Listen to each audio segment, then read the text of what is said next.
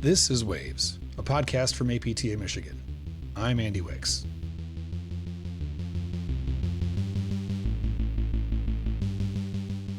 Physical therapists are great advocates and coaches for our patients. But let's be honest with ourselves. We get a little ego boost every time a patient hits a milestone or does the thing they never thought they could do again. But what about when our patient hits a barrier outside of our clinic? When does our scope of practice end? Today, I'd like to introduce you to four people who took that concept to new heights. Maria Valet is an adaptive track and tennis athlete at the University of Michigan. Monica Aho, Abby Flaminio, and Lindsay Marquardt are physical therapists. Together, they have created an organization called I Am an Athlete Too, which helps people with physical disabilities participate in high school sports right alongside their peers. It's a great example of the power that we hold as clinicians to make our patients' lives better. No, that's weird. All right. Okay, for a couple bumps and starts, here we go. I am very excited to welcome four guests to the podcast to talk about a project that has been called to me, I'm an Athlete Too. And so I'm going to let the people who are here talk about it and get out of the way. Whoever wants to start, please just introduce yourself however you would like. Tell us kind of what your role is in this project, and we'll just go from there. Well, my name is Monica Aho. I'm a pediatric physical therapist up in Houghton, Michigan. And this whole thing started back in 2019 with one of my patients named Maria Valet, and she can introduce herself next. Yeah, so I'm Maria Valet. I'm currently a junior at the University of Michigan. I'm a student athlete in wheelchair tennis and wheelchair track. And I kind of helped found I'm an Athlete Too just through my own experiences in becoming disabled when I was 15.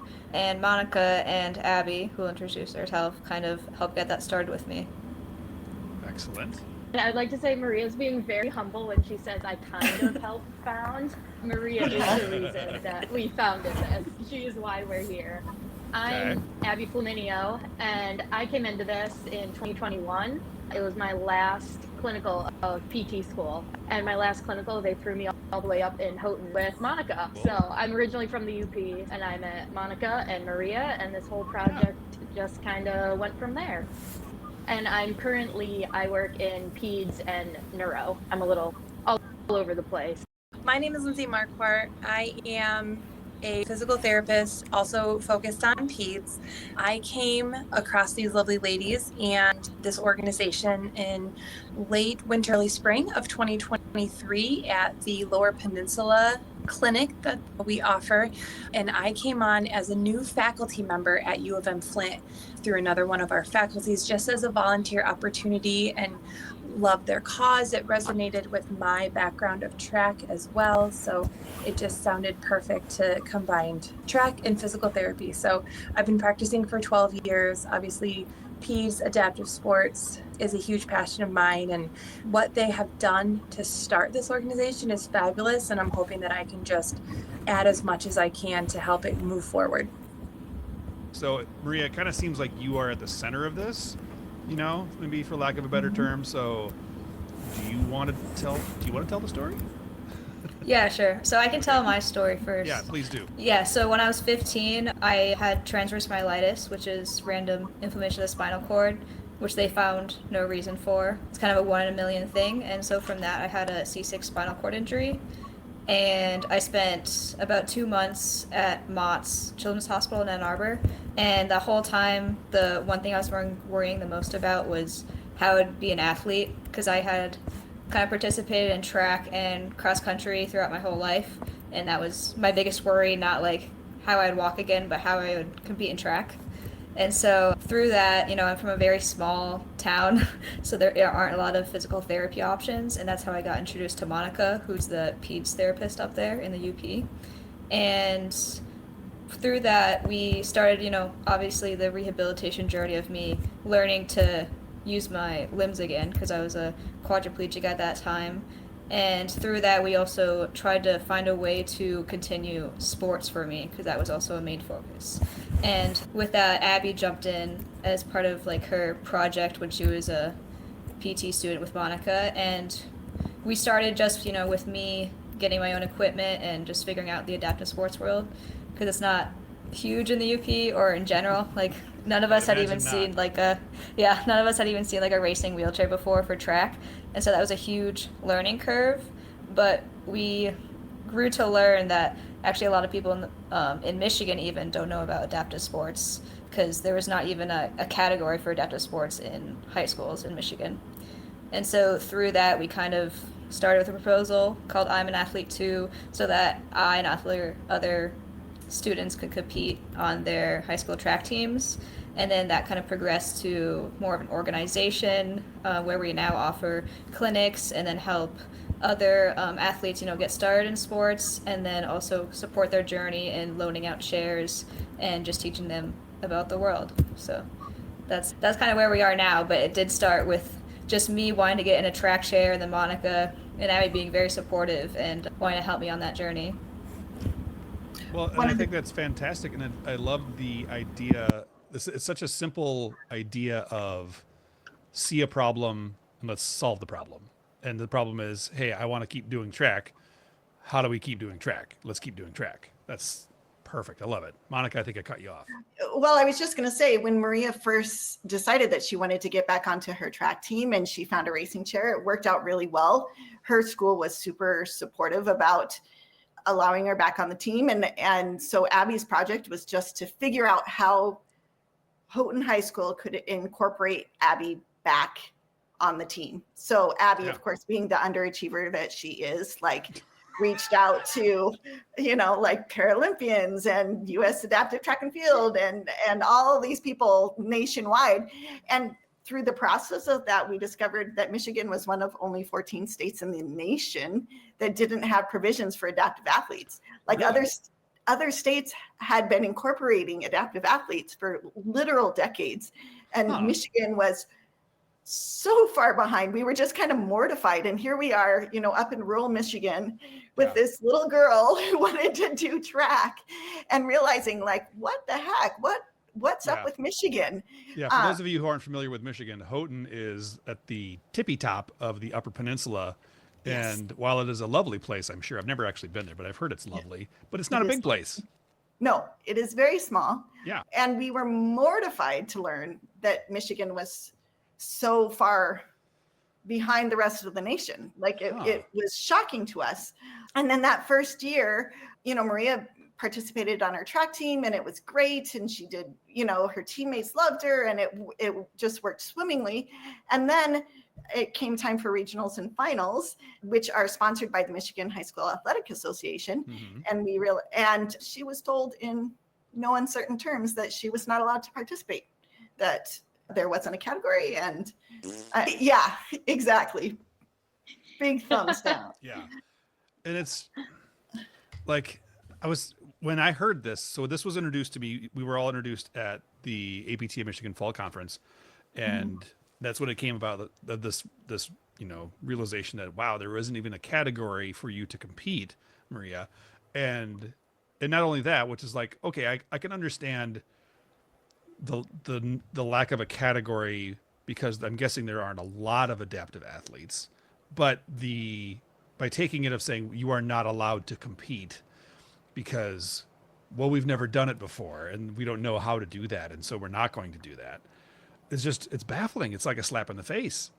But what I love is that from what I heard about this little organization is that you didn't take no for an answer.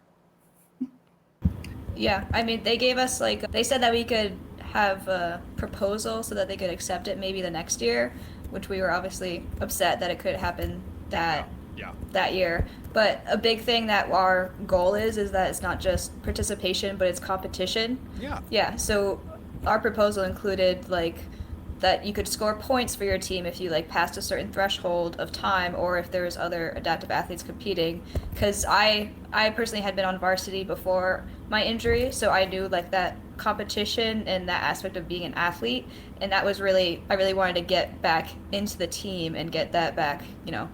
I was disabled, but I still wanted to contribute to the team and be a member. And so it was a little discouraging to hear that at first, and obviously upsetting, but we worked through it, and It was kind of felt like building the wheel, because nobody had ever done it before in Michigan, and there was rules for other states which we used kind of a guideline for, but we had to kind of fight tooth and nail and email so many people to try to figure out what was happening, what we could do, and it was a little difficult, but we're still working on it now, but it's definitely grown a lot from when I was a sophomore in high school. Which is fantastic. I mean, it's unfortunate that it's taken this long. and Like you said, you're a junior in college now, but you are moving forward, so that's something. The proposal that Maria's talking about too, it wasn't just us, saying what do we want the state to look old in, experts who have done this before. So we contacted Phil Galley, who is the president of Adaptive Track and Field USA, Cindy Hausner, who's a director and founder of Great Lakes, and Amy Day, who's a former Paralympian. And it's just so amazing how willing everyone is to help out, even if you don't know them, you've never met them, you've just had a few false emails, Zoom calls. That crew is just willing to give us a hand. So it originally started that we used California's guidelines. Yeah, I was going to ask what states have good frameworks and infrastructure in place that you found out. We really liked California's, which is why we stuck with it, because they do allow for points and scoring, and those points to go on and count towards full team total and win a trophy. Some states have in the rule that adaptive points can't win a meet. They could tie a meet, but it would never win a meet. So if there's a team with an adaptive and a team without one, and the adaptive team had that one extra point, they would count it as a tie. So California allowed those points to go on and count really towards a team total and winning a meet. So we started with theirs, which was our framework. Maria's high school agreed to, and her high school presented it to other schools she compete against, and they said, yep, this looks good. So to go on that first year and score points for her team in the events she was in, because she raced fast enough, she beat the times that the proposal that she needed to earn a point. Then when the MHSAA told us we need to submit a proposal, we're like, all right, let's just California's, let's make this bigger and better. So I contacted all these strangers on the internet and went in and used their expertise, and we all banded together and came up with what we thought was a better proposal and included a few more ideas that the one in California didn't even have yet. Okay. Make it bigger and better. I love it. Yes. So then the MHSAA, we started a petition at the same time, change.org petition. We got letters from state representatives, from Paralympians, from the University of Michigan, anyone we could find. We were lobbying just as hard as we could. We started a web page, a Facebook page, an Instagram page. We're just trying to get the word out there. We were looking for other athletes, other people that were interested, which was remarkably hard to find at first, because we're like, we know these kids are out there, but they had never had the opportunity. They didn't know it was a thing, or it could be a thing. So finding other Marias out there was actually a really hard thing to do at first.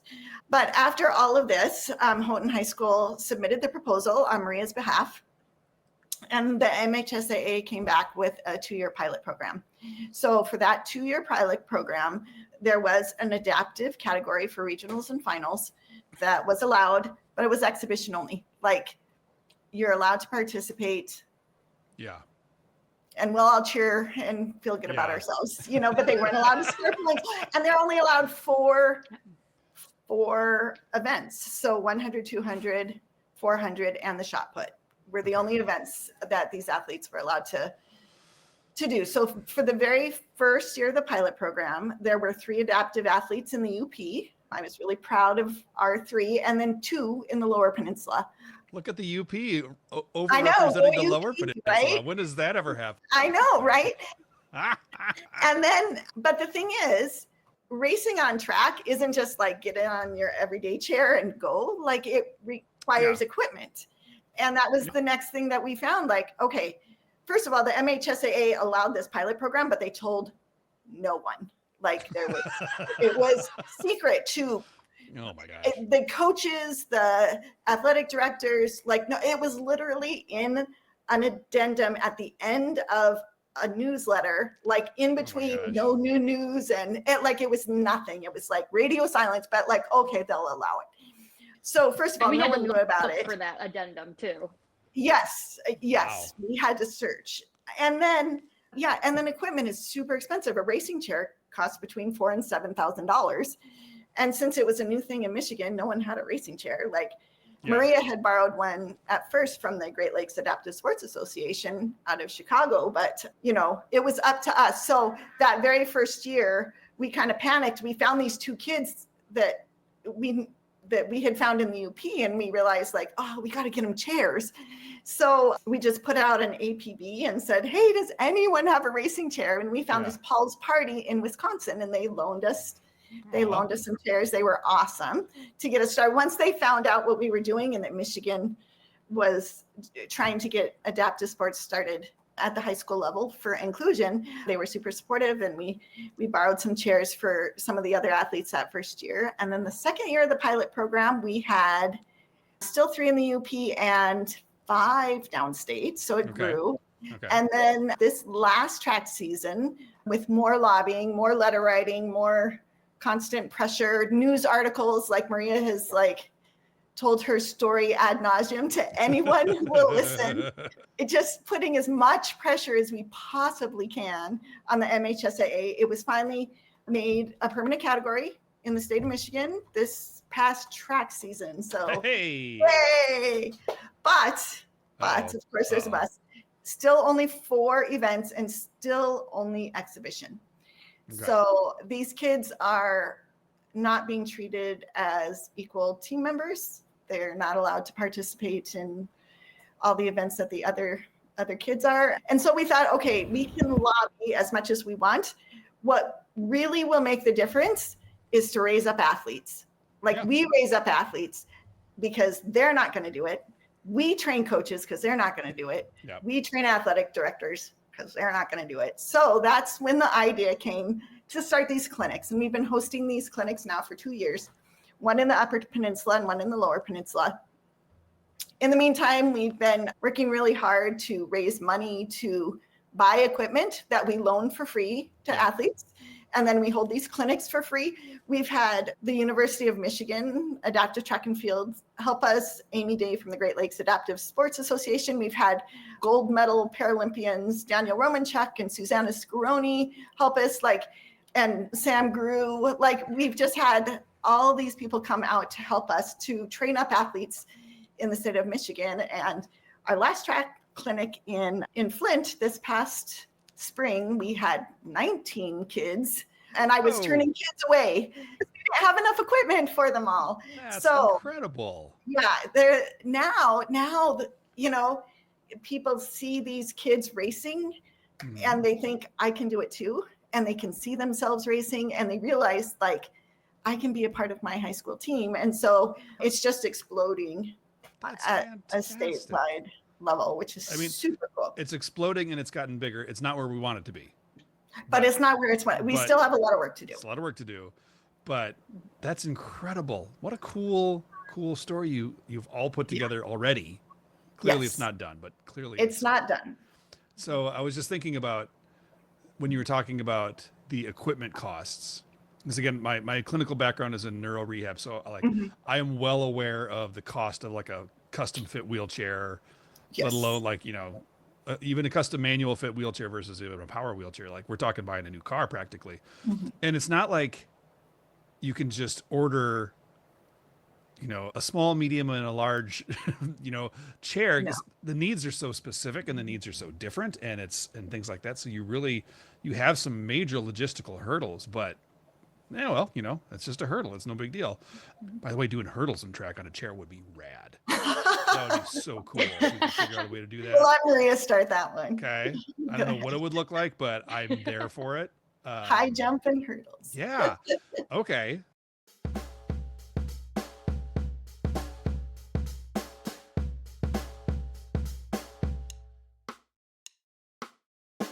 So Maria, like, what do you want?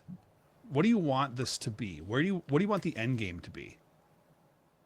I think obviously right now our main goal is to first like grow how many kids we have participating and competing, and then eventually getting it to the point where like the category is you can earn points for your team, and so that any adaptive athlete is equal to a non-adaptive athlete.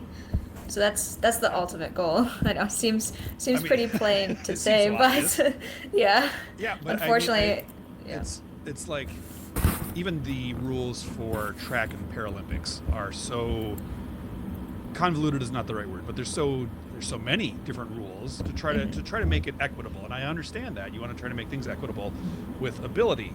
And I don't imagine that the Michigan High School State Athletic Association wants to take on a project like that. So I don't know what that would look like. But yeah, I guess the question I'm wondering is like, how does it become where it is an equitable partner in sport? And not even, I mean, obviously we're talking about track because that's kind of where we started. But yeah, how do we get there? How do you make the Paralympics model, if that's where you want to take it, fit into the high school world?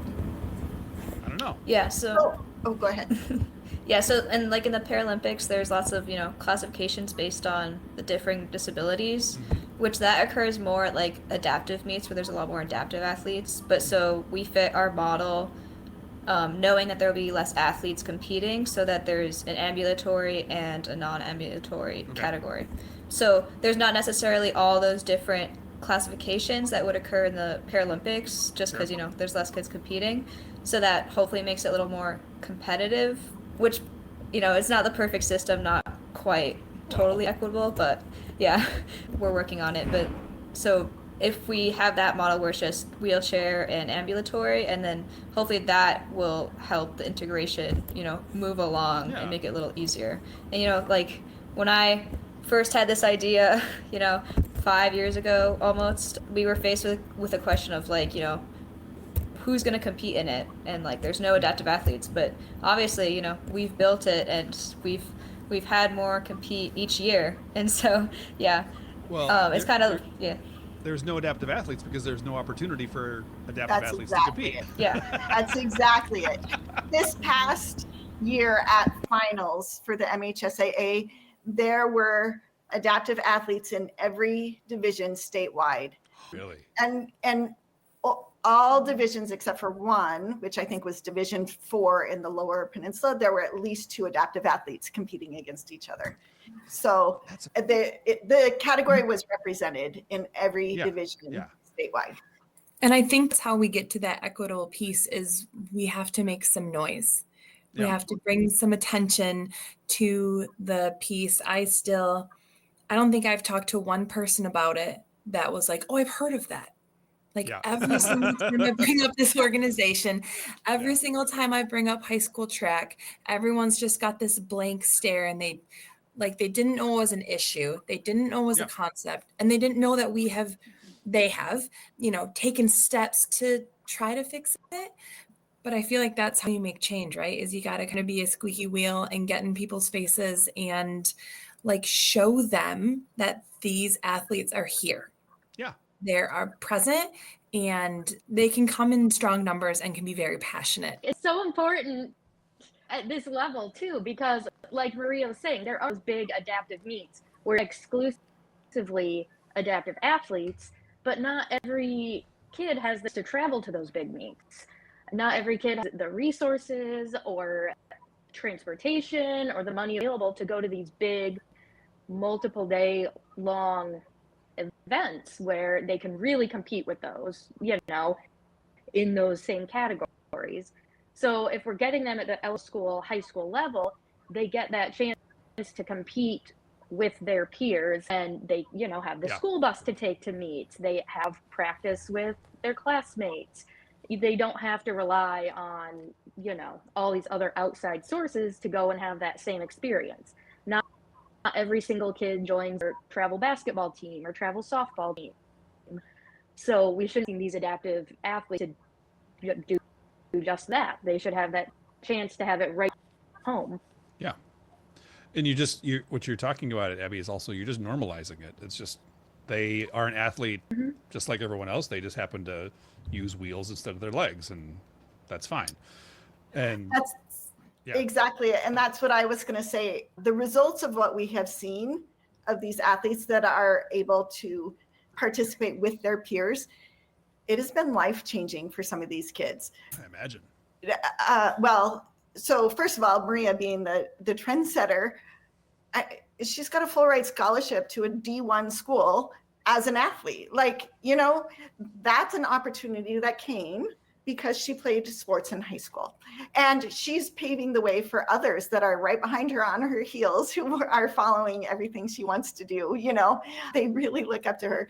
And then, you know, we have the National Junior Athlete of the Year is from Michigan now because he started track this year. We have the national record holder, F56 in shot put, is an adaptive athlete from Michigan. Like, these kids are incredible and they're doing incredible things, but they were never given the opportunity before. And if they did adaptive sports, their peers at school never got to see them. They never got to see them as powerful athletes. They just saw them as a kid in the wheelchair, you know? And so it's changing how they react with their classmates and their peers too.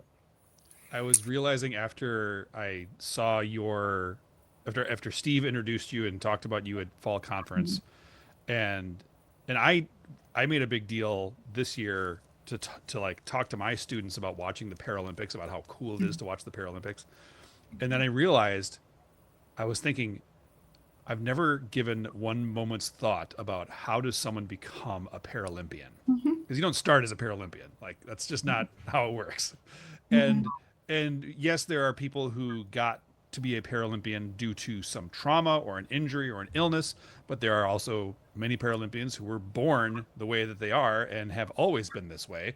And how did they become an adaptive athlete? And so it just made me realize, like, wow, how do these kids get to that point if they didn't have the opportunity to do high school sports like their peers did? And clearly, from what you were saying earlier, Monica, there's a lot of kids in America who do have that opportunity, just not in Michigan. So exactly. So change one of the things that I think will help propel this is, and I teach this and actually use I Am an Athlete too in my classes a lot, regarding like the medical model versus the social model of healthcare, and how we're moving towards a little bit more of that social model. So moving away from the medical, where basically any person with a disability has to fit in the box that society has already made for them and like put to the side, where now we get to use the social model. And I feel like this is like the perfect example of that, to where we get to allow everyone to be in the environment, and how can we help everybody get to that equity piece. And I think that's just, it's vital for everybody. Yeah.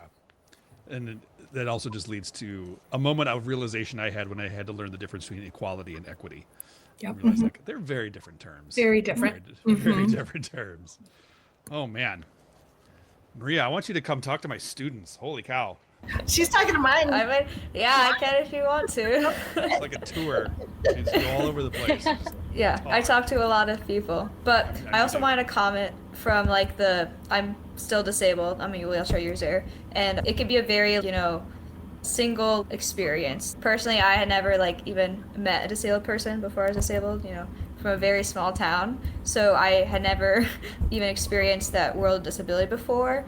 And so getting to go back onto my track team and still be an athlete, like, that was such a huge part of my own rehabilitation that I think, isn't acknowledged enough. And also, these kids who have been disabled their whole life, they don't even, like, realize that they could be an athlete, non-disabled kids like I did like soccer when I was like 4 and kept on playing, but these kids never had the opportunity. And so I think we're growing that pipeline for them to start in middle and high school and then go on to college sports and then further onto Paralympians. And I see a lot of it growing even this year, the Paralympics. Like, I feel like it's gotten a lot more attention than in previous years, which I'm really excited about.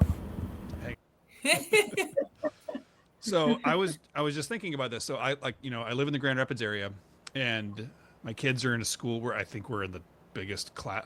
I don't know enough about high school sports yet because my kids are still in like middle school, but we're in the biggest class, I think, or even, if not the biggest, we're one of them. And so I was just even thinking like, okay, there's got to be kids, if not in my school district, but in this surround, like Grand Rapids metro area is a big place. There's got to be kids that A lot of kids. would love this opportunity. And how do we Find even your like, because school Monica, you were PTs. saying earlier, it's like, how do you had to talk to athletic directors, you had to talk to all these people. Like, how do you educate? What's the process? Well, one of the things we've been trying to do is just, first of all, to let coaches know. So last year, Abby, we had a booth at the Michigan Interscholastic Track Coaches Association, MITCA. So it's a gathering of all the track coaches, and we had a booth there. And this year we're lobbying to see if we can become speakers at their conference and just let coaches know, like, this is a thing. It's category now. This is how you do it. Because the other thing is, these, without any guidance from the MHSAA at all, coaches don't know what to do. Like, here's a kid. Sure. Yeah. Like, what do I do with them? How do I incorporate them? What drills do I give them? Like, how they don't know how to coach an adaptive athlete. Yeah. So our clinics also work on coaching adaptive or track coaches, so they know how to physically include them on the team. Things like, it should be written into the child's IEP that they are participating as an adaptive athlete on an extracurricular activity. Like, that is legally supposed to be part of that legal educational document. I didn't know that for the first 26 years of my career as a pediatric PT. I'm embarrassed. Not till Maria came did I did a little research, and I'm like, I should have been writing this into IEPs all along. Like, I had no idea. We're learning all the time. I'm learning all the time. But like, that's the information that needs to get out. So we talk to anyone and everyone we can. We spread, like, we really try to lift up our athletes. Like, we highlight our athletes. We like try and get a hold of news organizations, like, just putting these kids out there, because they speak for themselves. Like, they are such great ambassadors for the sport, and just getting the word out there as much as we possibly can. It seems like, well, I would imagine, at least on the surface, you probably wouldn't get a lot of resistance, but a lot of what you just described of like, okay, I'm more than willing to have an adaptive athlete on my team, but I have no idea how that works. Right. So that infrastructure you're having to build, it kind of sounds like that's what the State High School Association does. Like, we're not gonna stand in your way, but we're not gonna tell you how to do this. Encourage it. You got to figure this out yourself. Well, and I think there's some fear and some resistance, maybe even potentially from the athletes. Like, in Maria's case, you were already an athlete. You knew that drive, it was in your heart, it was a part of your personality. So it was maybe an easier transition. But like we had talked about, some of these kids don't consider themselves athletes. Yeah. They don't consider themselves like that. They'd be fabulous, but that's never been an idea planted in their head. So I think it's not resistance, but hesitancy. And fear of that unknown, fear of that acceptance piece, because it's not normalized in any way, shape, or form right now. And I think one of the hesitancy and resistance we see moving forward with our personal goals and making these kids full inclusive team members is the point thing. That's a whole different ballgame. Like, people are, it's great, let the kid get on the track and pretend to go around. It makes us all feel good. We all cheer. But when we say, no, we want these kids to be competitive, complete members of the team, then we get pushback. And I think the biggest thing that I have heard is that it's not fair. Like, not everyone has an adaptive athlete. So that puts a team with an adaptive athlete at an unfair advantage, which, first of all, I feel like that's a little ridiculous, but also too, our proposal that we have been pushing takes that into account. It takes that into account. So we use a sliding scale scoring system in our proposal. So the more adaptive athletes participating, the more points are on the table to be earned. So if there's only one adaptive athlete competing against the clock and a standard rather than another athlete, there's 1 point on the table. Typically you win first place is worth 10 points, right? Abby, you would you would know as a track coach. I think it's 10 points for first place normally. I believe so, But if there's only one athlete, if there's only one athlete, then it's worth 1 point. If there's two athletes, then 2 points are on the table. If they're, and it's graduated. So we've taken that concern and kind of turned it on its head, but also getting that information out to people. Like, we understand that track is highly competitive, D1, downstate, it's a big deal. And 1 point and one athlete could make the difference between a winner and a loser. And I think the MHSAA doesn't want to have to deal with that. What Maria, I'm going to ask you, since you are a former high school track athlete. So what if you have a meet where one team just has more people than another team? And the one team just has more athletes. Like, how does that work? Yeah, so depending on the level of the meet, like usually you have like a 4-person cap to the event, but also like some teams, they might not have a pole vaulter or a high jumper, and that's something they have to take into account. So I think that argument, like seeing that is a thing on some teams, like I feel like it's not relevant maybe as a concern. And also I feel like it's got some holes. Yeah, and also like some teams have faster sprinters, like that might be unfair, but that's just how the team is. Yeah. And also the points is also a way to encourage coaches to go out and find those adaptive athletes. Like, absolutely, yeah. Yeah, if you want points, then you're going to find an adaptive athlete who can compete. And same as like recruiting pole vaulters or different field events. Like, it's the same concept. And I think just it's not thought about that way. It's more thought of like advantage, but really it's an opportunity to get more athletes on the team. It seems like they're looking at this as more of a burden versus an opportunity. Yes. Yeah. I was going to say the same thing. Like, government, they're not really known for going against the grain. Yeah. They want to make things nice and easy.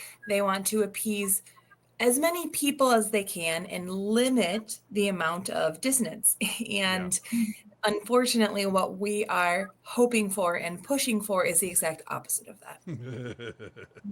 But I mean, it's a well-worthy cause, so we're going to keep going. Absolutely. Yeah. Absolutely. Man, oh man, I'm excited. This is fun. I'm excited about this. Okay.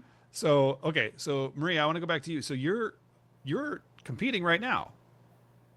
Yeah, I am. Okay, I'm a member of the track and tennis team at University of Michigan. Okay. So we've been talking about track a lot. We haven't even touched on tennis. And I've only watched a little bit of wheelchair tennis. So I guess I want to know what sport is better? Which are you better at? Well, track, I only picked up tennis when I came to the University of Michigan, because surprisingly in Houghton, where there's 9 months of winter, tennis is not a huge sport. So yeah, I would say I'm definitely better at track. Tennis is more like to break up the monotony of going around a loop over and over again. But tennis is also one of those sports that's a good potential to integrate an adaptive athlete on. Because the only real difference for wheelchair tennis is that you get 2 bounces to hit the ball rather than 1. And so I've played in an able-bodied tournament where I played against standing players and I just got 2 bounces. So yeah, it's really easy to integrate it like that because it's an individual sport.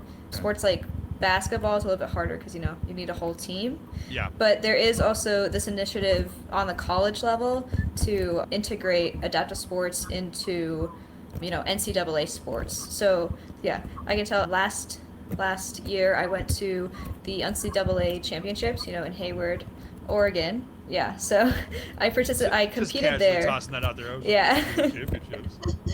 Yeah. So for that I can tell it's an initiative that started kind of in the past 3 years where they try to get wheelchair basketball, wheelchair tennis, and wheelchair track integrated into NCAA finals. Okay. So they had an East and a West regionals, and the wheelchair, 4 people could qualify from each, and then there was a 8-person race at Hayward Field in Oregon at NCAA's at the same time as nationals. We were just there on TV among all the other D1 athletes. It was a really awesome experience, and also just showing the integration that can happen. And so, we're fighting on this high school level to have it, build it in Michigan, but it's also happening nationally. It's cool that I've kind of been part of both of those because I've competed, in college thanks to what we did when I was in high school. And how did you do in Hayward? I got 7th, I think. So, Okay. But I did PR. My classification is a little bit, my classification isn't the highest, so it's like a little difficult to compete, but I was pretty proud of how I did. And I think I was going against, 4 Paralympians, so it was pretty good. Yeah. Dang. That's incredible. I had a student once tell me, this is a little bit of a sidebar. I had a student competed, his undergrad was an NAIA school where race walking is a track event, I found out. And he was a race walker. Okay. And of course, this came up when I was doing like my gait lab, and we were talking. I think I showed a little video of a professional race walker. He's like, "Yeah, I used to do that," and I was like, "Okay, this is a story that we cannot pass by." And he did the 20K. There's a 20K and a 50K. He did the 20K, and apparently he was good enough that he actually got to go to the U.S. Olympic trials to do this. It was like, this is something that he kind of picked up because his coach was like, "Yeah, you should try it. I think you'd be good at it." And so got good enough to go to the Olympic trials. And I asked how he did, and he's like, "I didn't finish last." He's like, "Well, all right, that's pretty good." But he kind of the same thing what you were saying, Maria, that he's like the top tier were like 15 minutes ahead of him. Like they're just a different group of people, but he was there, so that's something. Yeah, and I mean, not to brag, but I also went to the Paralympic trials this summer. So I was to mention that. I'm like, you are freaking doing something. This is absolutely your time to brag, Maria. Yes, it's your time to brag. Okay, and how was it? That was, well, it was in Myanmar, Florida in July. So I think I was the most hot and humid that I've ever been in my entire life. But it was an amazing experience. And the biggest thing about that I found the most impactful to me, not only like competing at that level, was the coverage that we got. It was streamed on NBC, and my parents could watch it. That's awesome. And I think a lot of non-adaptive athletes experience that a lot, but that's like one of the only times where my parents have been able to watch me, live on TV as part of like the Paralympic movement. So that was really amazing. And, I hope that all the kids that we're teaching, in high school sports in Michigan know that they can also get to that level eventually. Because I was also, in 10th grade competing on the track. So. That's so good. And how did you do in the Olympic trials? I also PR'd there, even though it was like horrible conditions. Yeah. Well, doing a PR in horrible conditions, I think says something. Yeah, but I'm aiming for LA 2028, so hopefully. Are you really? That's so cool. Yeah. And what event? The 800. So, yeah, we'll see. Okay. I'll look for you. We're gonna see it. You heard it here first. Maria Valet. It's gonna be LA 2028 Paralympics 800 meter. I'm gonna say podium. I'm just gonna say it right now. Yeah, Monica already has my signature. I was going to say in writing. I made her write it down. If you make it to the Olympics, I get to go. Nice. I mean, clearly you're gonna need a highly qualified physiotherapy team to support you while you're Absolutely. there. She will need an entourage. Clearly. And I think you're going to need a media person. I would happily fill that role if you need it to just document the experience and just, whatever we need here. Just volunteering. Yes. Just saying right now. Oh, man, this is so cool. Okay. Well, what else do we want to talk about? We can keep talking about this, but, this is, I want to be mindful of. One thing I just wanted to say is I feel like your PT, Abby, Lindsay, and I are PTs. I feel like PTs have a crucial role in this particular thing. Like PTs work with these kids. PTs make natural coaches because we're already trying to get the best out of our kids. Like we really appreciate this opportunity to talk to other PTs because I feel like PTs are the ones that are in the schools working with kids that can say, hey, sometimes it just takes somebody to invite, and I think that is one of the roles of us PTs is to let our kids know that the opportunity is there, that they can have support, and to put them in touch with us for additional support and training and equipment if they need. Currently, we have 16 racing chairs that we loan out to kids all over the state at no charge. We have 2 racing frames. We have, our clinics that trains people. Like we're trying to be that support, and we're trying to raise up the athletes, because our goal is just to have so many kids out there that the MHSAA has to deal with them. Like there's just no choice. Like they're just Absolutely. overwhelmed. Absolutely. And I kind of think we're at that tipping point, to be honest. Like, sounds like it. There were so many kids, and it was the coaches calling the MHSAA saying, like, what am I supposed to do with this kid? Like constantly, and then the track coaches or the track officials association reached out, and they're like, well, all these officials are saying, well, these kids are showing up. It's a thing. What are the rules? We don't know what the rules are. Mm-hmm. So now the officials are so just by being there, we are forcing the change. And that's our goal. And that's fantastic. Monica, you bring up an excellent point in that I think I agree with you. I think that PTs are uniquely positioned, and especially the PTs that are in the schools that and or have any sort of background in sports, whether it's adaptive sports or even just, how many, okay, raise your hand if you were the injured jock who got into PT because you had an experience, like, okay, that's many of us. Okay. So like you got a bunch of athletes. Yeah. Thank you. So I feel like it is a natural fit to not only help to advocate, but I think also to recognize the needs of the adaptive athlete are different than the non-adaptive athlete. Even just things like, obviously we talked about equipment, just like skincare and whatever it might be. Like there are unique needs that PTs can understand and educate and coach on those needs and be a support. But I think the PTs, I know PTs in the schools, and man, I know a whole bunch of them. It's like to even say, I know I can rattle off 5 kids right now that I think would be interested in this and didn't even know this was an opportunity for them. And I can give their names to the track coach and whatever, we can get this started right now. And I think all of a sudden you'd have a whole bunch of kids wanting to race loops around the track and throw shot put. What other event, Maria, do you want to get in the adaptive track world? I think there's a lot of potential for field, for shot and discus, because not everybody wants to go around a track like 100 times, and so there's also that opportunity. I've personally done discus, and even high schools don't have javelin, but javelin is also pretty fun. But also we don't trust high school kids with javelin. But also those long distance events.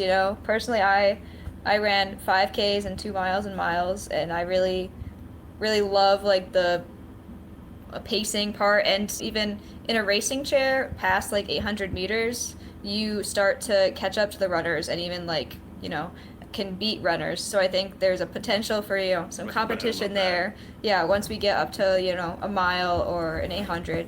And so I think really we should expand it past just the 400, which is offered right now, to get different kids seeing what they like most, and then hopefully competing in that more and more. And just seeing what they can do, because a mile in a chair is a pretty hard feat, and so also just being able to see that you can do that is really meaningful. I'm still going to push for hurdles. Yeah. I would love to relays. See what? Relays. Oh, that would be so cool. I mean, we need numbers, but I think that would be fabulous. There actually were relays this past season, which was super cool. There was an all adaptive relay up here in the UP, because it was an all relay meet. And then downstate in Chelsea, they had a mixed relay. So they had a wheelchair athlete as one of the runners for their relay. And they put a little cup on the back of his racing chair. And so as soon as the baton went into the cup, nice. It was off. So it was really, really cool. I was thrilled. And a lot of these big, huge invitationals are creating adaptive categories and inviting kids from wherever in the state, so that kids can race against each other at these great big invitationals, which is also a really, really cool opportunity. 2 of the great big invitationals downstate did it this past year and had like 8 adaptive athletes, multiple heats competing against each other. That's fantastic. So it's growing, and I'm really excited for this coming track season because I think it's going to explode just because it's finally getting out there. Like it's getting out. Monica, do you want to mention the Move United this summer too? Grand Rapids. I think that's going to be humongous also. Ooh, what is this? Yes. What is this? So the Hartford Nationals are coming to Grand Rapids this year. Okay. So, which is the enormous national adaptive sporting event that happens every year. And for the very first time, this is going to be in Michigan. Where in Grand Rapids? I want to know where in Grand Rapids, though. That's a good question. I'm not entirely sure. I think, they were still. It was TBD. Yeah. Last time we asked. Okay. But it's a huge opportunity for our Michigan kids to be able. Last 2 years, it's been in Alabama, and then before that, it was in Colorado, right, Maria? I think. So this is a big opportunity for our kids to stay pretty local and get to experience some national competition right in our backyard. Man, that would be so cool. I wonder if it's going to be at Grand Valley or something. Actually, yeah, it could be. I don't know. I know Mary Freebed is helping to plan it. It's really also great for anybody to come and watch, seeing like that many adaptive athletes in one place. Like I know that I personally have never seen that many people in wheelchairs, and just seeing them all race against each other is really like something that you never really see. And personally, like I'm interested in becoming a PT eventually, and so I think like it's something that's like really valuable to just see like the scope of how large the adaptive sports world can grow. And that's a whole separate conversation about ableism within the profession that we do not have time for right now, but we can have a conversation about that one at some point, Maria.